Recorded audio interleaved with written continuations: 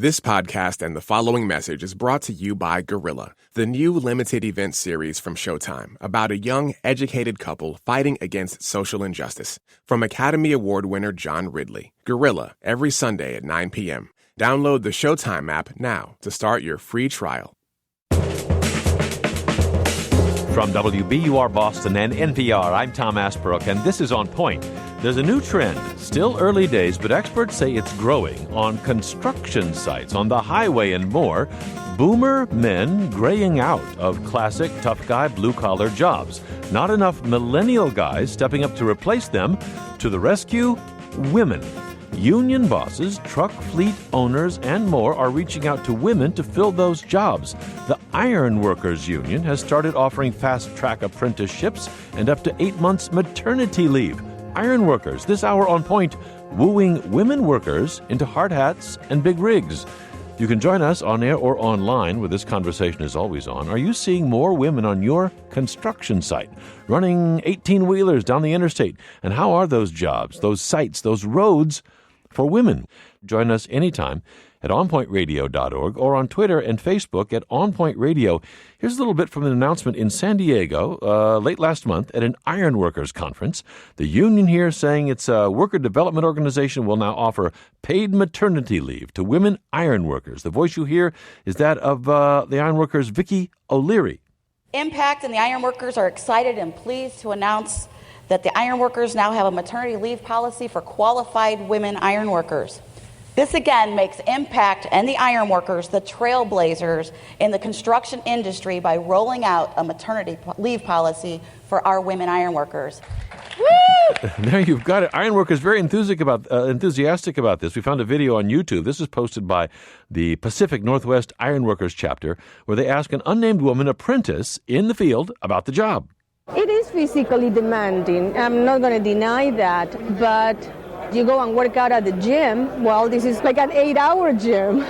Every day when you finally see what you've done and you build all this beam, you build this wall, it's amazing. And then you come back next week and it's got cement and it's getting formed and it's becoming a building. And it's wonderful to be part of it. Like an 8-hour gym, and employers really pushing for this. Unions, too, there. Later in this hour, we're going to look at the fight between Canada and the U.S. over lumber tariffs. But first, women being wooed into jobs that were traditionally pushed toward men. Joining me now from Washington is Danielle Paquette, economic policy reporter for the Washington Post. Her article, which caught our eye, is headlined, "America's Manliest Industries Are All Competing for Women." You can link to it at our website, onpointradio.org. Danielle, welcome back to On Point. Happy to be here. What is happening that's driving this? So it's interesting. As you guys pointed out, baby boomers are retiring in these massive numbers. They're leaving construction sites, body shops, 18-wheelers, all of these industries that have been traditionally male-dominated. And at the same time, young men are not rushing forward to fill these roles at the rate they once did. So the ironworkers and other leaders in these industries are tapping this sort of underutilized pool of talent, and that would be women. One of the first steps we're seeing is adding this family-friendly benefit. It's one of the most generous in the trades and in the country, really. So boomers, okay, boomer guys who have been doing these jobs, I don't know, welding and ironworking and truck driving and all the rest, retiring.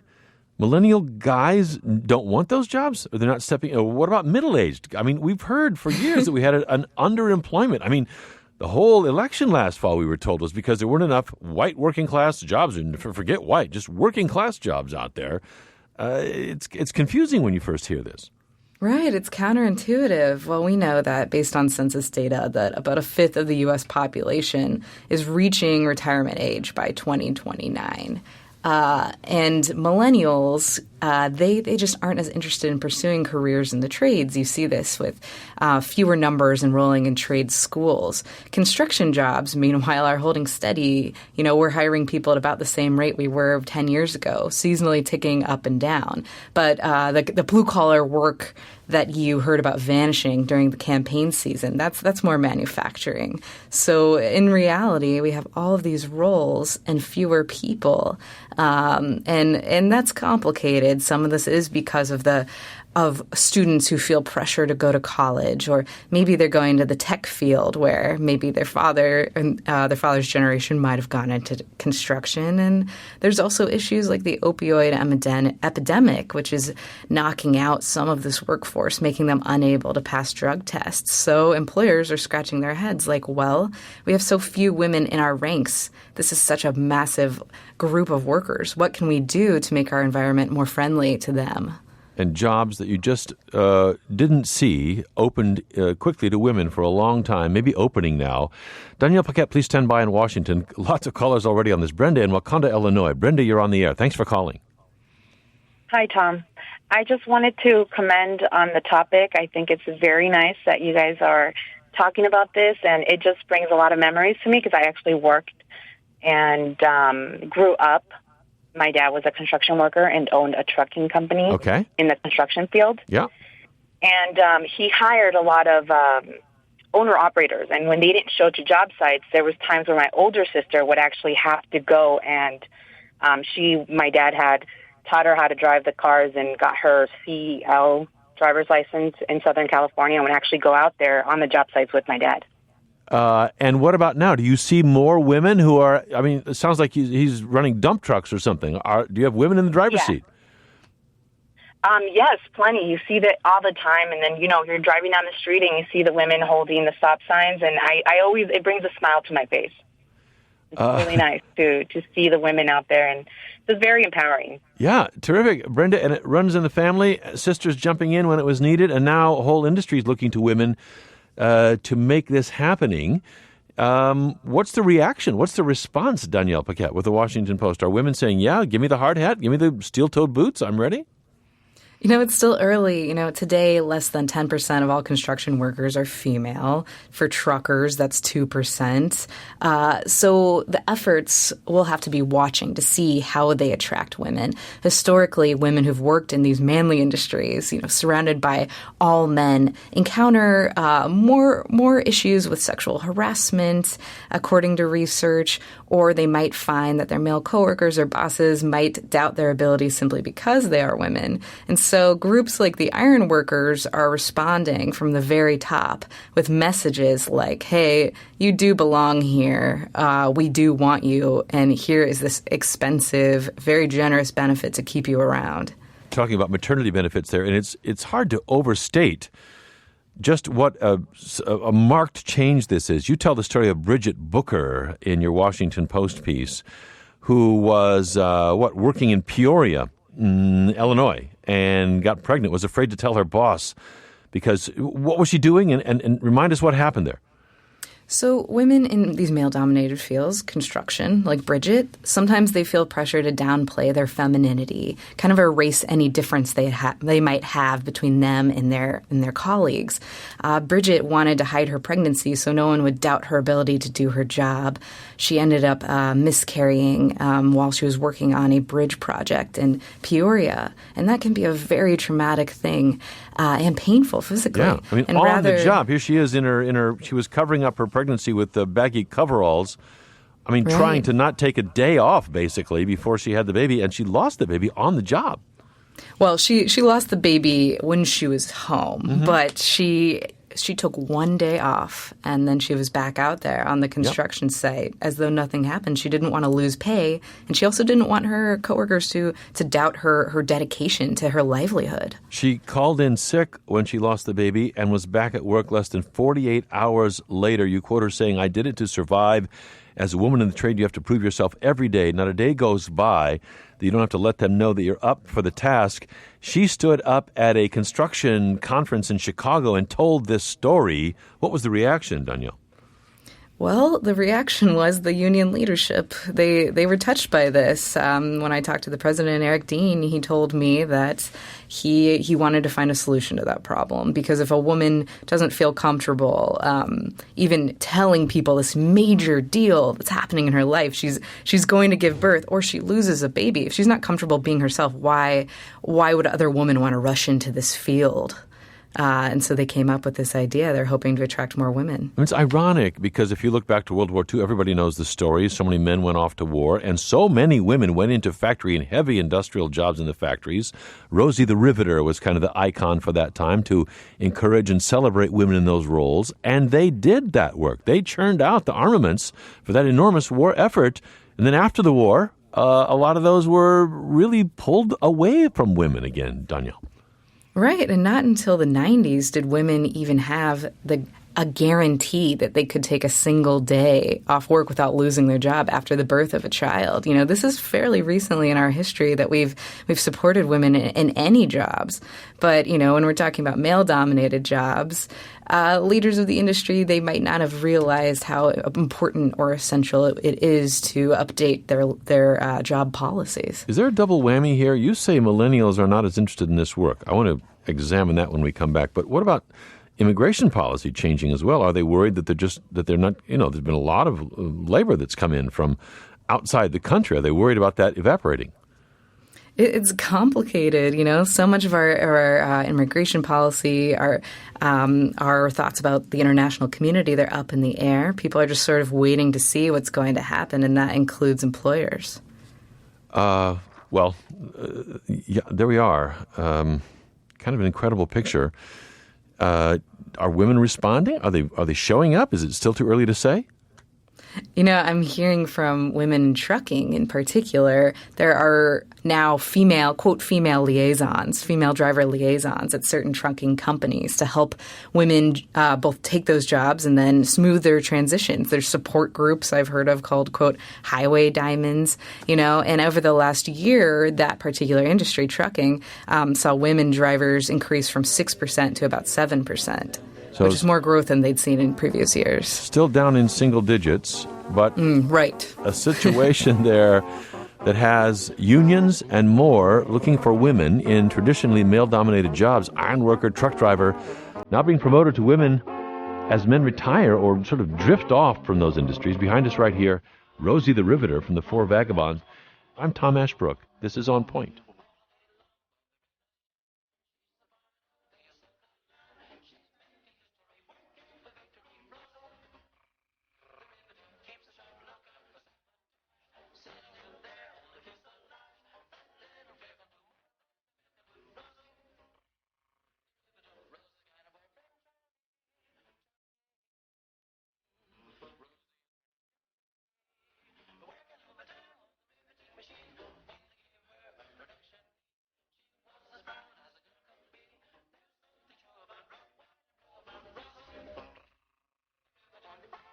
I'm Tom Ashbrook. This is On Point, and we're talking this hour about traditionally male-dominated jobs, ironworker, truck driver, blue-collar, now being promoted to women as men retire or drift off. You can join us this hour.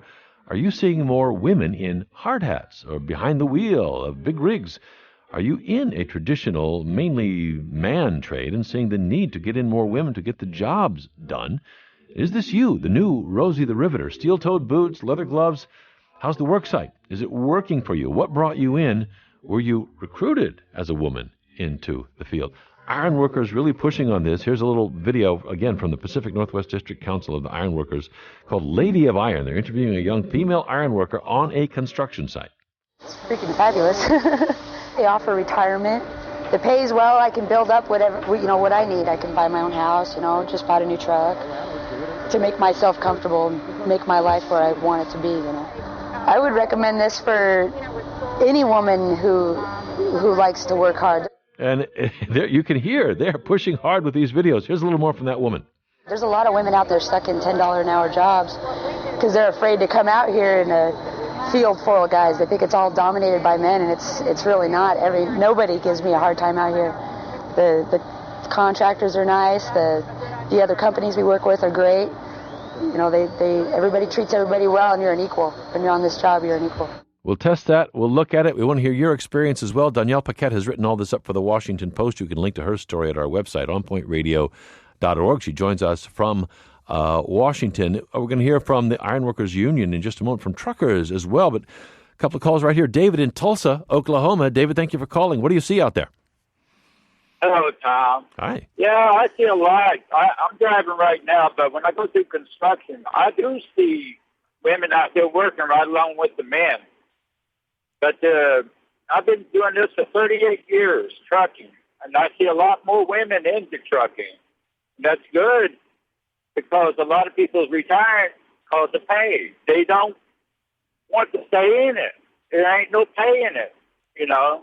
It takes 3 years to make up, from 43 cents, and you're still behind on payments on everything. Yeah. You know, that's the whole economy thing is the pay. And I do like women out there working in construction. You know, they can do the job as same as a man. They should be paid as same as a man. Yeah, that's the way I see life. David, I really appreciate your call, and you be safe with your driving right there. I know you will. Danielle, it's kind of ironic. David said, yeah, they're welcome to it. It doesn't pay well. I mean, but he is welcoming women, but at the same time saying some of these jobs men are getting out because they just don't pay. Well, you know, he brings up an interesting point here. Women, I'm hearing, are joining trucking because it's guaranteed the same amount of pay as their male colleagues receive. They're paid by the mile or by the load. Yep. And honestly, these jobs, they're paying better than retail. They're paying better than a lot of female-dominated fields.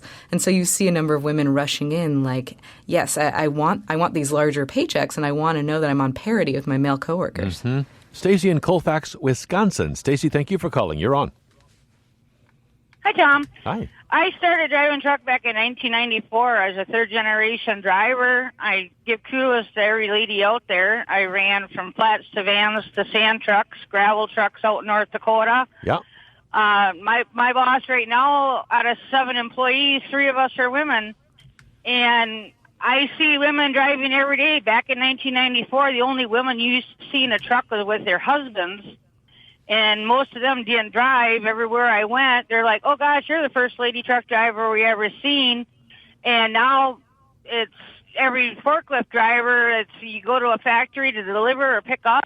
They're in there. They're, you know, on the rollers, paving the roads and doing jobs just like them as me because I have a good driving record and been driving for over 20 years. Yeah. My last 3 jobs, I actually make more money than the other men that have been doing the same job because I've got the record to prove that they can trust me as an employee and I'm going to get the job done. What do you think about this trend, Stacy, of more women driving the big rigs, driving the trucks in the plants when you get there on the forklifts? How do you look at it? I think it's great. I mean, it's a job just like any other job. It does not pay as well as people think it pays. We're away from our families. Even if we're home every night, we're still working 12 hours a day. Besides the commute, it's not an easy thing. You don't barely have time to stop and take a break for lunch in most industries. Yeah, it's tough. And I've worked in a warehouse. And half the women there are half the people there are women. I mean, lots of women on the job around you, Stacy, and I really appreciate your call as well. Danielle Paquette, I want to get some of these union leaders in here to interrogate them a little bit on what they're looking for and why. Eric Dean joins us right now from Naples, Florida. He is General President of the Iron Workers Union, formerly known as the International Association of Bridge, Structural, Ornamental, and Reinforcing Iron Workers Union. He's also on the Executive Council of the AFL-CIO and the Governing Board of the Presidents of International Building Trades. Eric Dean, thanks very much for being with us. Thank you, Tom. And with us from Waupaca, Wisconsin, Ellen Voya is here. She's president of the Women in Trucking Association. Ellen Voya, thank you for joining us today. Hello, Tom. Eric, first to you. What is driving you guys to put on such a push to get women into your field? Well, as was discussed previously, the baby boomers were set to leave around 2008 and continuing to leave through 2024. So we recognized that we had to resupply the workforce with our existing membership, and we had to grow. I became president about 2 years ago, and we wanted the opportunity to take a look at our union. And I thought we were really improving on being a more diverse and welcoming community, but we could do so much more. So I hired the first full-time international representative 30-year member in Miss Vicki O'Leary, which you had her on tape before, to improve our diversity. So one of the things we started doing was just networking with our incumbent members and talking about what the challenges were to become members and how we saw opportunities. And it's just a natural fit. We need anyone who's able and willing to come and enter into our workforce. We have the ability to train and stand up and recruit, and it was a natural fit that we weren't recruiting as enough women in previous era, and I wanted to change that culture about our organization. So there's a commitment to diversity there, and I get that. That's great. We're a diverse country, and that's great. But the way Danielle tells the story here in the Washington Post, it was also a matter of need. You've got people retiring, and you weren't getting enough job applicants to fill the ranks. And just help us understand that. Where are the millennials in this? Where are millennial guys who might, or middle-aged guys who might naturally come right along behind the boomers and fill those jobs, Eric? They're there, but they're not there at a larger number. If you look at the social sciences, you'll see there's far more baby boomers leaving the workforce than there are millennials to take their place. So to do it smartly, we have to expand our horizon and footprints on how we're recruiting, and we are competing, as you had indicated earlier, with the industry or standard norm that you had to go to college to be successful. And we wanted to tell people that there was a meaningful and well-paid career. Your driver before, he talked about that construction doesn't pay well. I would tend to defy that logic. And the iron workers working under a collective bargaining agreement, there's equal pay for women in our organization. And our members are well paid because we bargain fairly with our employers to make sure our workers are adequately compensated. So the workers, the women, they understand that, and they want a fair shot, and they want the same pay as a man, and they deserve it. Ellen Voya, you're there in Wisconsin, Women in Trucking Association president, a regular guest host on Freewheelin' and the David Nemo Show on Sirius XM Radio on the Road Dog channel. Why is trucking reaching out to women, or is it reaching out very deliberately, Ellen? Oh, very much so. Right now, there's a shortage of qualified drivers, and just like all of the trades, I mean, we're looking at filling seats that boomers are leaving. And with the new restrictions on health, and you have to be qualified physically and sleep apnea and all those things. And so it's a physically demanding job to a certain point, and a lot of boomers are leaving. But the trucking industry is looking at ways to bring more women in because they're realizing that women can do the job, and women are actually very well suited to doing the job. As a driver, you want someone who doesn't take risks. And women are more risk-averse than men. So and when you see a female in the seat of that big rig, you can feel safer because you know that she's more risk-averse and more safety-conscious than her male peers. So we're looking at filling seats with many more women. I think we could make up, as Danielle said, we're about 7% right now, and there's no reason why we couldn't hit 50%. 50% of American truck drivers, women. In what period? I mean, they say that they're going to be self-driving trucks out there at some point, Ellen. You better hurry. I don't. That's a good point, Tom. I think that the people outside of the trucking industry look at trucks and they see diesel engines and smokestacks. And now with the advent of autonomous vehicles, and people don't realize how much technology is in the truck. Yep. And so the position of a truck driver isn't what people typically think. It's not, you don't have to be physically, a huge, big guy anymore because there's so much automation in the truck. Everything from automated transmissions to air ride, everything, and technology outside the truck that makes it much easier. And carriers are working really hard to get drivers home more so they're not out for weeks at a time like they used to be. And when you see on the back of a trailer it says no-touch freight, it means that the driver's not having to unload anymore. So they're basically driving. And just like in the steelworkers, female drivers make the exact same amount of money as their male peers. It's based on the mile or the load or the percentage or whatever. So there's no pay inequity in the trucking industry for drivers. The first time I came out to the East Coast on my own was on a big rig full of hogs out of Peoria, Illinois, headed for Philadelphia. I was up in the passenger seat, and you see there's a lot going on up there. That is a lot to take care of all at one time. Respect to truck drivers. Stephanie in Houston, Texas. Stephanie, you're on the air. Well, hi, Tom. How are you? Good. What's your story? I've been a truck driver for 37 years with a major company, and I work with Ellen. I am one of the women liaisons that is mentoring the new generation coming up into trucking.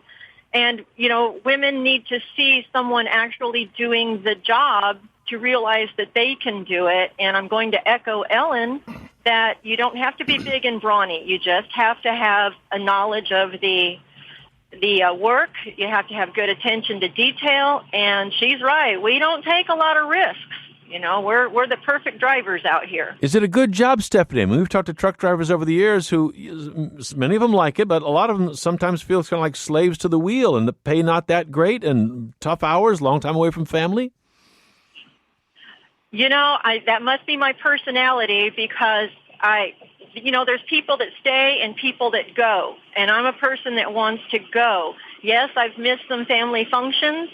But the trade-off is it gave me financial independence. You know, I was able to provide for my family. There's more positives than negatives, and it's been a grand adventure. You know, it's still going on. Stephanie in Houston, appreciate your call.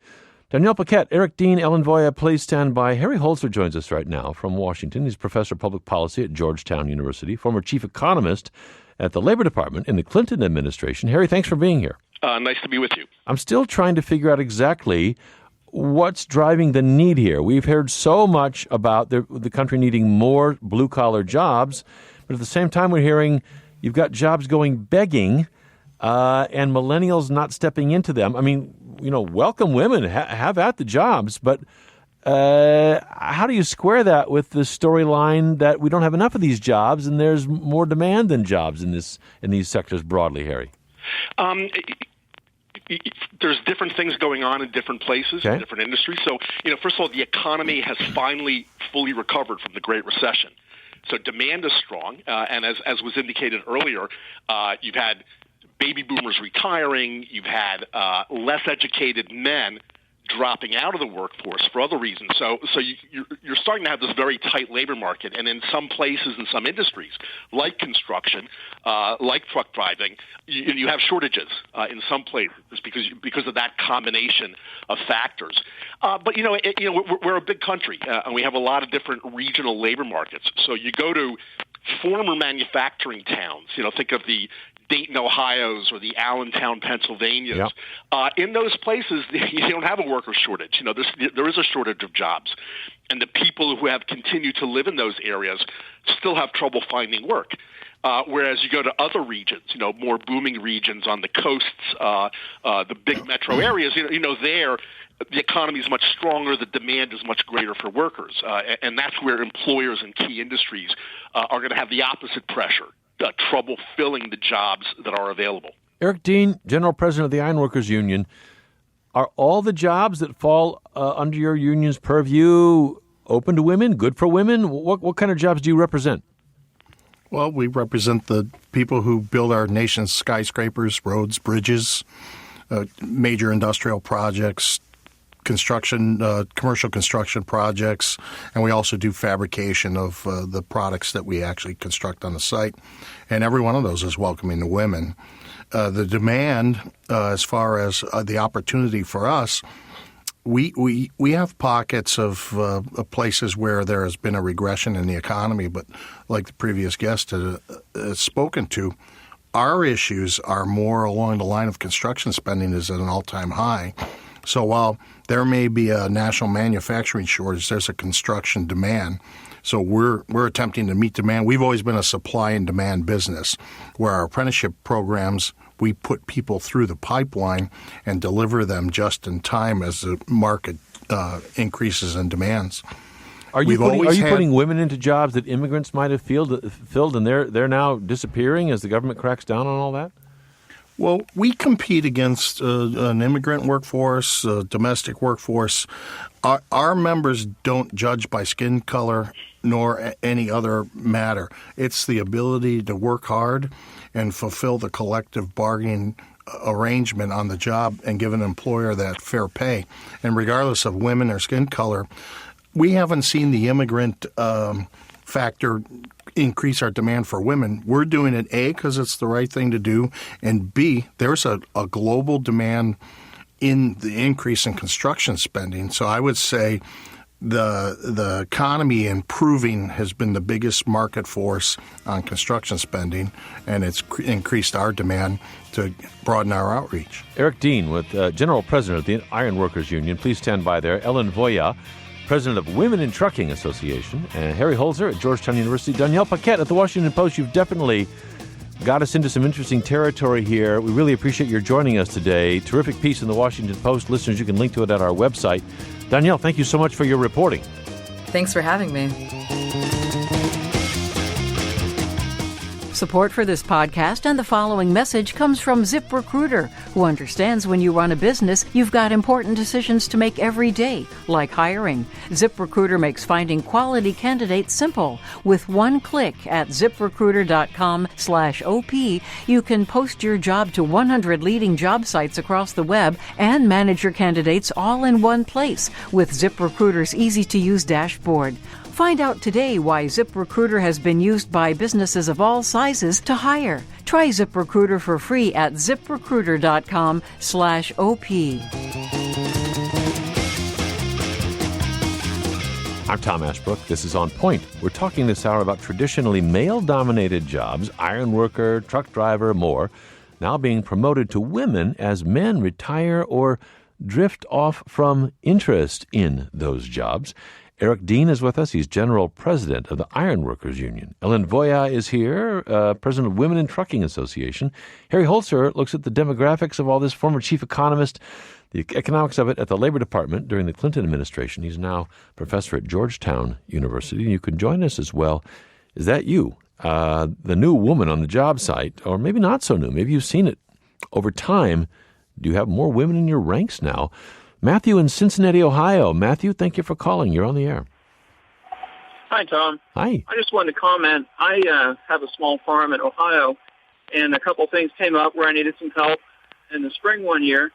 So I put an ad out at a local agricultural college for an externship paid well above minimum wage. Yep. The only applicants I got were women. And what were they going to do for you, Matthew? What kind of work? Farming, driving great big tractors in the field. Yeah, good. And the only applicants I got were women. So I picked the one that had the most experience and brought her out. And the biggest tractor she ever ran was 75 horsepower, and I put in a 400 horsepower tractor on a big field ripper. Yeah. And she did great. And she worked dawn to dusk. I brought her food and fuel, and she got the fields worked and planted and did a good job. Did it change the way you think about the world? Did it change the way you think about hiring in the world, Matthew? No, it didn't, because I grew up, my sister could run tractors. Yep. My friends, mine too, were girls, they could run tractors. Yep. So it didn't really change the way I think, but I just thought it odd that the only applicants I got were women. Yeah, men didn't even apply. It is very interesting. Matthew, I appreciate your call from Cincinnati. Harry, I'm still trying to understand the millennial face of this. Why isn't another generation of guys or women either, but why aren't those guys stepping into these jobs, Harry? Well, again, I think there's a lot of factors at play. A lot of millennials are looking for a white collar job and are enrolled in higher ed, or at least hoping for that. So to attract them to this kind of work, the wages would have to go way up, and even the wages may not be sufficient because they have an image in their head, not of being a farm worker, but of being a professional of some type. So I think that makes it tougher in an industry like this. But we have a terrible additional problem in the country right now. A lot of less educated men have dropped out of the workforce. After years and years, they expected there to be good paying manufacturing jobs. Yep. When those dried up, and again, especially in a lot of these regions, these former manufacturing regions, a lot of these men simply left the labor force. A lot of them went on disability. There is an opioid epidemic in a lot of these areas that's really very disturbing. So, in some places, a lot of the traditional sources of workers for this kind of industry have dried up for one reason or the other. The opioid epidemic, is that hitting men harder than women, or more involved in that, caught up in that? Of course, you do see it for both genders, but I do think it's hit men very hard. And again, I think this demographic, sort of young to middle-aged, less educated men, facing a lack of work, especially a lack of good-paying work, they've been particularly susceptible to that problem. Can women make up these differences of guys who have dropped out of the labor market and just maybe don't have an interest now or confidence in coming back, or those who've got, can't pass the drug test? Can women fill the gap? Well, women certainly help in a lot of these industries, like the ones we've been hearing about, like construction and truck driving. A lot of these industries are going to pay better than many of the lower wage service sector jobs that these women have faced. So, yeah, they are a potential source of work. Now, again, you might have to do what some of our previous guests talked about. You might have to make paid family leave available. Women on average, since they still have more responsibility for families, they would care a little more about those kinds of benefits, child care, paid family leave. You'd have to provide more training. But then, of course, you might, if wages go up and if a lot of these employers provide more of the training, you might start to bring men back in a lot of these fields because, the pay all of a sudden will look a lot better. The training will be provided. So that might make you more competitive with some of the men as well as some of the women. Let me get Tammy in Madison, Wisconsin on. Hi, Tammy. You're on the air. Thank you for calling. Hi, Tom. Thanks for taking my call. Yeah. I just wanted to say I love your show, and I've been working in male-dominated fields since 1978. I kind of just stumbled into working as a resident manager and then maintenance mechanic for apartment buildings in Madison. Yeah.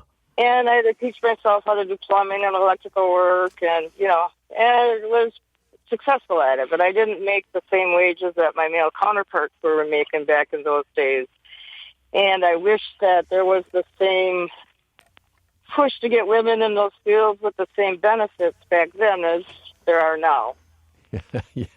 Yeah, I'm sure you do. Having been there since 1978, you're an original there, Tammy, and I appreciate your call. Thinking of that, Eric, I mean, do you have a little to look back on, Eric, and wonder if there were times when the union was not so supportive of women, your union included? Well, I believe the construction trades were always a male-dominated trade. Yeah.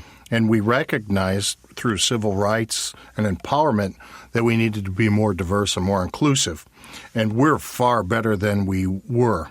The national building trades, we have a lot of apprenticeship readiness programs addressing that very concern.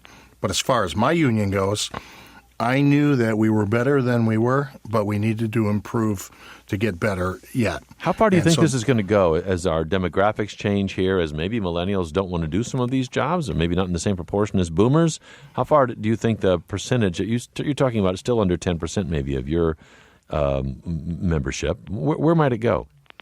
Well, we're waiting to see the benefits of including this maternity benefit to see if we get a spike in women who are interested. But we also did it for the women who were members already to provide a benefit for them. I want to tell you that we don't have an issue recruiting people to these well-paying jobs, men or women. We're fighting the social stereotype where we stopped teaching shop in school.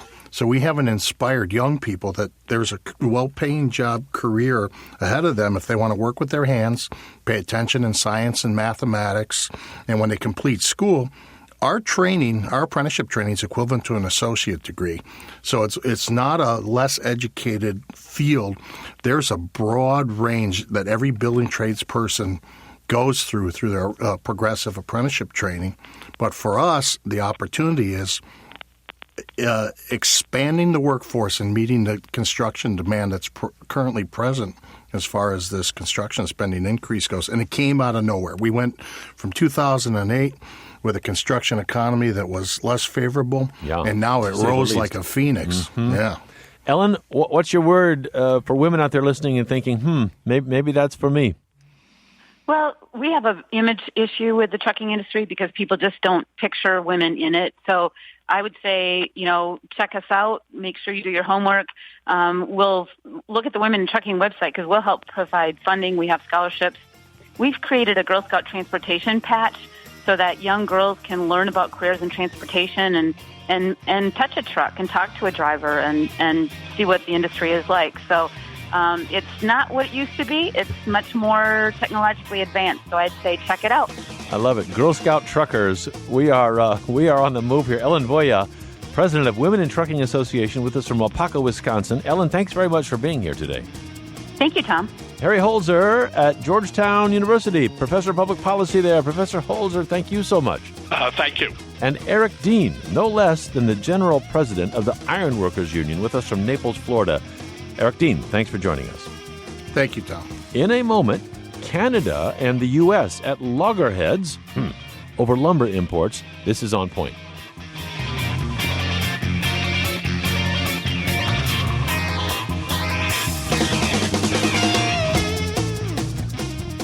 A long, simmering trade dispute between Washington and Ottawa, the Canadian capital, has broken out into an open spat.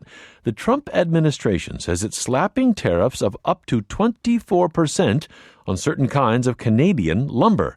Canada's Foreign Minister, Chrystia Freeland, warned yesterday that hockey is her country's national sport, and they are set to fight hard on the tariff issue. For more, we turn to Andrew Maeda in Washington. He's a trade and global economics reporter for Bloomberg News. Andrew, thanks very much for being with us. Hi, Tom. Thanks for having me. What's at the heart of this fight over lumber imports to the U.S.? Well, as you mentioned, the U.S. recently imposed a duty of up to 24% on Canadian lumber coming across the border. And I think it's important to remember that, as you mentioned in your intro, this is a long-standing dispute. It actually goes back to 1982. It's gone back and forth for a very long time. And what it comes down to is that Canadian lumber firms pay fees to Canadian provinces, which actually own the trees. And the U.S. argues that the fees that the Canadian lumber firms pay are too low and therefore constitute an unfair subsidy. Canada says that's not true, and it's been going back and forth for 25 years. Wait, maybe I'm dense, but I'm not following this. Who pays fees to the provinces, and what's the logic of that in the first place? Why are they paying? I mean, somebody's paying for the lumber already, right? The Canadian provinces, for example, British Columbia, like our states, own the trees. They're from public land. Is that what you mean? Correct. It's crown land. Okay. Right? So when a company like West Fraser,